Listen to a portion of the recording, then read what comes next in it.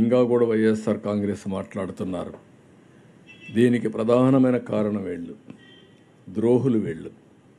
ఆ 3 బ్రీచెస్ గాను ఆ రోజు క్లోజ్ చేసుంటే ఈరోజు ఈ పరిస్థితి వచ్చేదా అని అడుగుతున్నా. సమాధానం చెప్పమంటున్నా పార్టీని.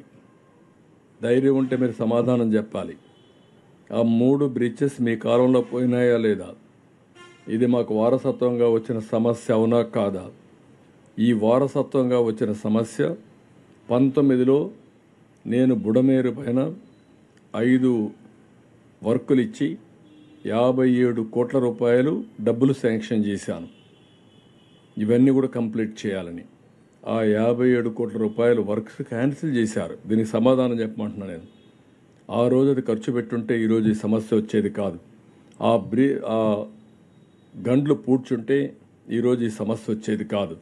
ఇలాంటి తప్పుడు విధానాలు అవలంబించి ఇష్టానుసారంగా చేసి అడ్మినిస్ట్రేషన్ మొత్తం సర్వనాశనం చేసి ఈరోజు మళ్ళా చెప్పలేదు లేదంటే ఇంకోటి మాట్లాడుతున్నారు. ఈరోజు అన్ని రిజర్వాయర్లు ఫుల్ అయినాయి. ఎప్పుడూ రానంత వర్షం వచ్చింది. 11,90,000 క్యూసెక్స్ డిశ్చార్జ్ ఉంటే 11,43,000 క్యూసెక్స్ వాటర్ వచ్చింది. అది కాకుండా 35,000 క్యూసెక్స్ ఆఫ్ వాటర్ ఇక్కడ బుడమేరులో వచ్చింది.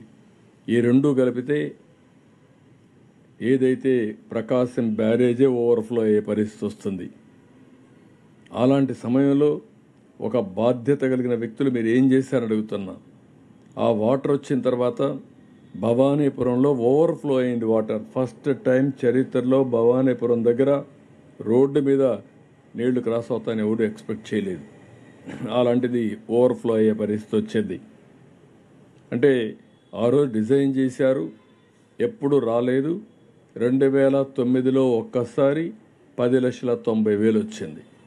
ఈరోజు దానికంటే 50,000 ఎక్కువ వచ్చింది. ఇంకొక 40,000 అంటే 1,00,000 క్యూసెక్స్ ఆఫ్ వాటర్ ఎక్కువ వచ్చే పరిస్థితి వచ్చింది.